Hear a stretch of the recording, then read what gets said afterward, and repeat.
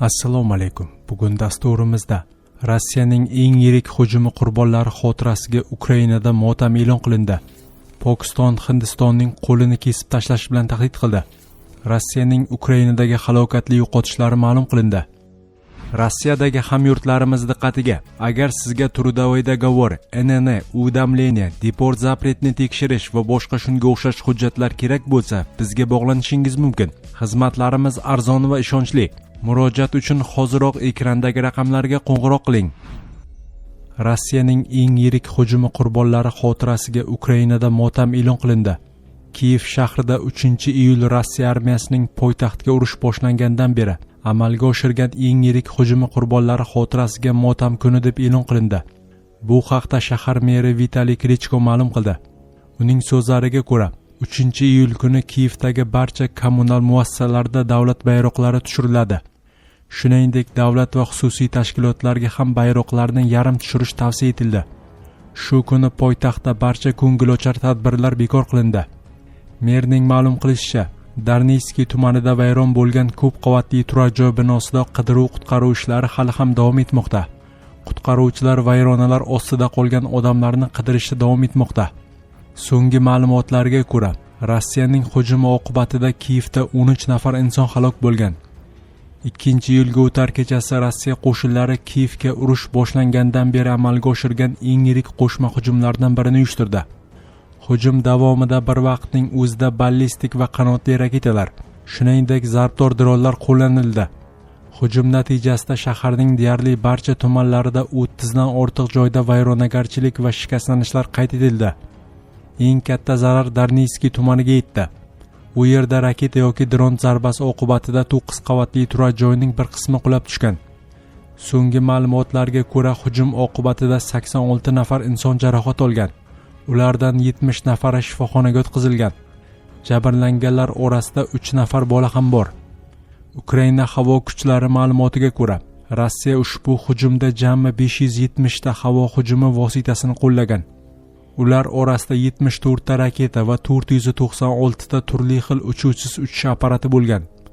Dastlabki ma'lumotlarga ko'ra, Ukraina havo hujumidan mudofaa kuchlari 524 ta havo nishonlarini yo'q qilishga muvaffaq bo'lgan. Pokiston Hindistonning qo'lini kesib tashlash bilan tahdid qildi.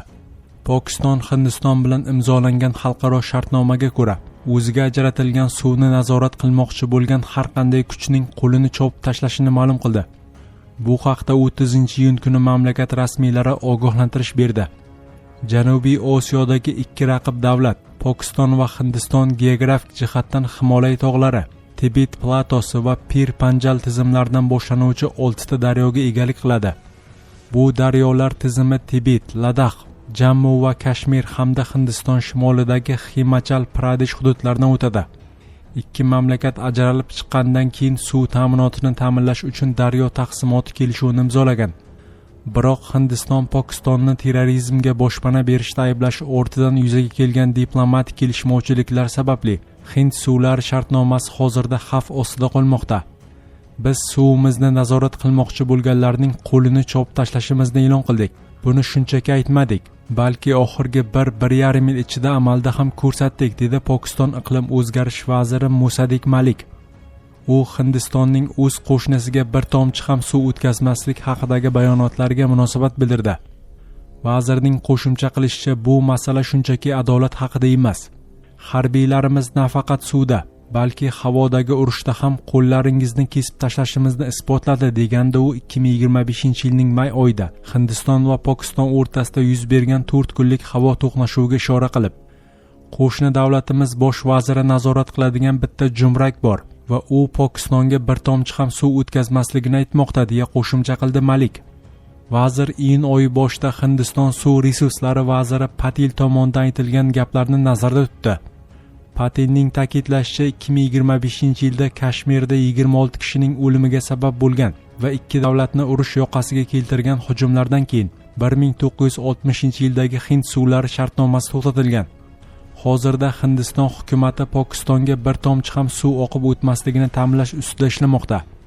Pokistonlik rasmiyning aytishicha, mamlakat aholisining qariyb 40-50% bu suvga bog'liq bo'lib, u mintaqada qishloq xo'jaligini yuritish imkonini beradi. suvning har qanday ko'rinishda to'silishi Pokistonning oziq-ovqat xavfsizligi, bandlik va iqtisodiyotiga jiddiy zarba beradi. Rossiyaning Ukrainadagi halokatli yo'qotishlari ma'lum qilindi.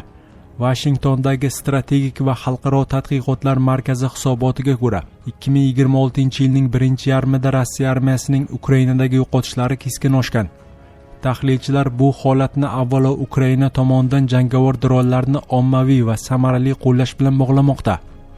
Markaz tomonidan e'lon qilingan hisobotda qayd etilishicha, Rossiya qo'shinlari nafaqat frontdagi sustlashgan hujumlar, balki shaxsiy tarkib o'rtasidagi yuqori yo'qotishlar bilan ham jiddiy muammolarga duch kelmoqda.